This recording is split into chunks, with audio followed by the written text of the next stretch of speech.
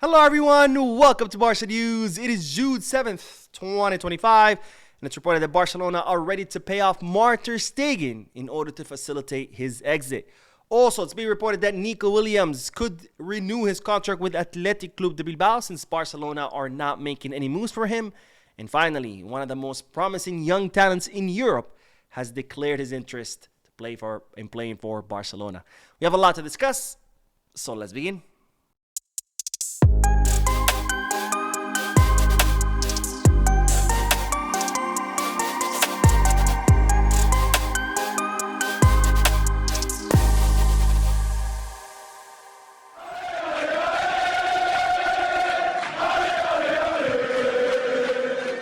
Hello everyone, welcome to the channel. My name is Mo, and we'll begin this video by discussing the Club World Cup, which is set to kick off in a few days. And the news is that FIFA have decided to completely slash, not reduce, but slash the prices for the tickets for the inaugural match, which will be between Inter Milan and Al Hilal, all the way from $350 to $50. An incredible reduction in price. And why has FIFA done this? Because, well, there is no demand and no interest in these tickets. So FIFA have been very disappointed with the demand for the tickets for the Club World Cup, and as such they are now slashing prices to see if they can get some people in the stadium. Now you might say, Mo, why do we care what the ticket prices are for the Club World Cup? Well, the reason for this is, I bring this up, is because the newest narrative in the Real Madrid media, the newest delusional way to cope, is that all these people are saying that if Real Madrid win the Club World Cup, that would salvage their season and it would prove that they are still the best. And are you kidding me? Are you serious? Winning the Club World Cup has never meant a successful season. It's usually been a way to complement your success. If you already won several trophies throughout the season and then you win the Club World Cup, great. It's kind of like the cherry on top, but it's never been the cake itself. So let's not fool ourselves. Plus, who is playing in the Club World Cup? Napoli, the champions of the Serie A, they're not there. The champions of the Premier League, Liverpool, they're not there. And the champions of La Liga, Barcelona, they're not there. The same Barcelona who destroyed Real Madrid 4 times in a row, 2 of them being in finals. So you're telling me that winning the Club World Cup would truly prove that you are the best when you have 3 champions from 3 of the top 5 leagues in the world not even present? When you're telling me that team that destroyed you time and time again, not present, and you not being able to defeat them in that tournament would make you the best in the world? I mean, that does not make any sense to me. Plus, let's not forget, Real Madrid currently are spending crazy amounts of money, signing Dean Huijsen, Xabi Alonso, new staff, Trent Alexander-Arnold, Trent Alexander. I always confuse his name because all his 3 names can be first names. You know who I'm talking about. And then they just signed Mastantuono. I mean, we're talking about Alvaro Carreras. This is the same Madrid that supposedly were going to win all trophies before the season even began because they had Mbappe. And now they're going to have to sign an entire new squad because Barcelona, with no signings, completely destroyed them. So stop fooling yourselves. Winning the Club World Cup is not going to make you the best in the world. This is just yet another sad way for Madridistas to cope. Now, on to the next bit of news because, ladies and gentlemen, it's reported that Barcelona are willing to pay off Marc Ter Stegen in order to facilitate his departure. Now, Barcelona are set to announce the signing of Joan Garcia during this upcoming week, and it's been decided that Marc Ter Stegen will be the sacrificial lamb, as Joan Garcia will become the #1 goalkeeper for Barcelona, and Wojciech Szczesny, who is also set to renew his contract pretty soon, will become the 2nd goalkeeper for Barcelona. So Barcelona will be looking to get rid of Marc Ter Stegen, who so far has announced on 2 different occasions that he is planning to stay because no one, of course, has told him anything.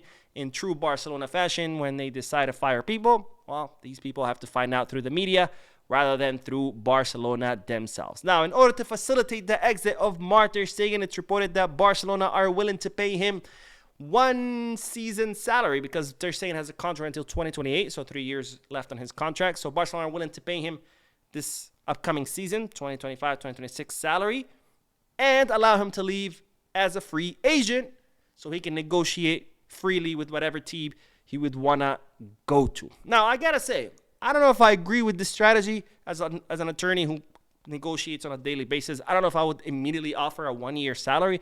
I think I would have started at the bottom, which is 0. I would have just said, hey, man, we don't want you. You can leave as a free agent.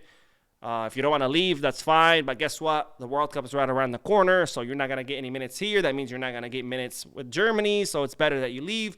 Then if Ter Stegen insists on staying, then you might be like, all right, fine, I'll offer you, I don't know, half a year salary.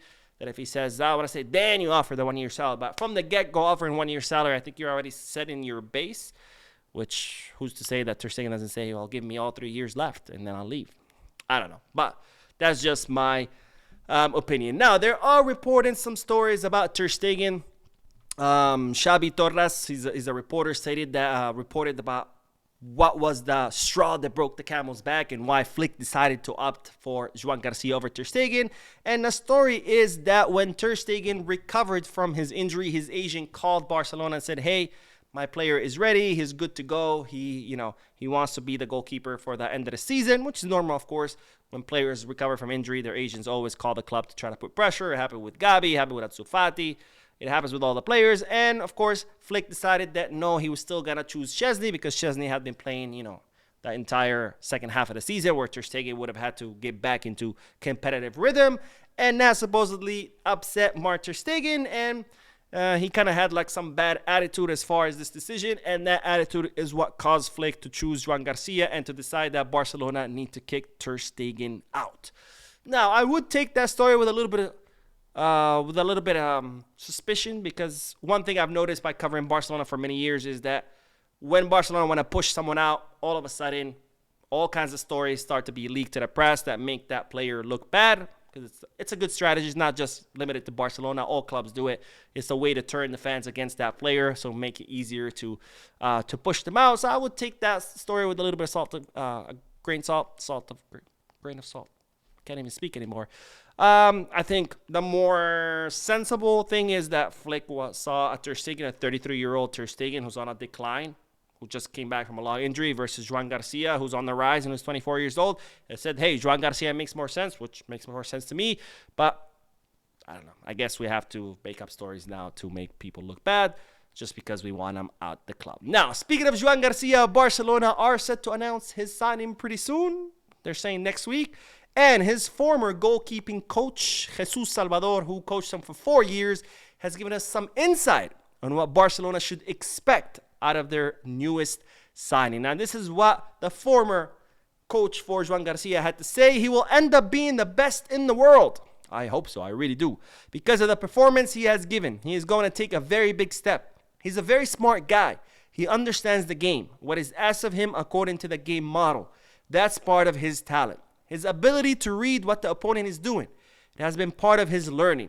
That the goalkeeper not only looked at the ball, but also at the player and his nonverbal communication. He goes unnoticed off the field, but he transforms inside. He has a lot of personality, prominence in the air. He is used to conceding many scoring chances, and now if he ends up at Barcelona, he will go through the opposite. He will not have as much work, but when he does, he will have to be highly efficient. It involves brutal concentration. That aspect doesn't scare me about Joan. He is ready to increase his performance. So the former goalkeeping coach, Joan Garcia, stating that Joan Garcia will become the best goalkeeper, and I really hope so, because any Barcelona player or any player that comes to Barcelona, of course, I want them to be the best, because if they're doing great, then the team is doing great. And then also saying about how he can adapt to different systems, and that's also very important, because as we know, Hansi Flick's system is very difficult to adapt to. Also, it's completely different from Espanyol. So if Joan Garcia can adapt to it, that'd be absolutely amazing. Otherwise, we saw what happened with goalkeepers struggle with the system they're playing in. For example, Szczesny, with the several times he awarded penalty kicks because he just was not used to coming off his line. But according to Jesus Salvador, that will not be a problem for Joan Garcia. Now, the next bit of news is in regards to Nico Williams, because it's reported that the player is now considering extending his contract with his current club, Athletic Club de Bilbao, because even though he would like to play in Barcelona, Barcelona are not planning to make any moves for him because he rejected us. Yes, that's the kind of stupid games that Laporta and Deco are playing. So for now, Nico Williams is considering staying at Athletic Club de Bilbao. Now, Barcelona are still maintaining the same position that if Nico Williams wants to come, he needs to come out and say it and make the first step. And the fuck are we doing here? I swear, Laporta and Deco are like two childs. Two childs in charge of one of the biggest clubs in the world. It's like me, hey, I want milk, right? I need milk. I ran out of milk, and I have to go buy milk because I need it. But I'm not going to buy the milk until the shop owner calls me and tells me, hey, come buy milk, and then I'm going to go buy the milk. What?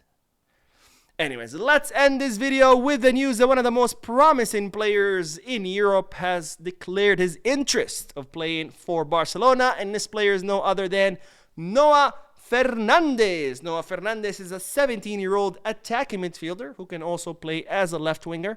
He currently plays for PSV Eindhoven's under-19 squad, and he's considered one of the most promising young talents currently in Europe. And while the youngster has declared his interest of playing for Barcelona by stating the following: I've been a Barcelona fan since I was a kid because of their football. My dream is to play there one day and win the Champions League. Also, the World Cup with Belgium. I want to entertain people like Ronaldinho, my greatest idol. I enjoyed his dribbling and his joy for the game. I was always a Messi fan, although I switched to Ronaldo.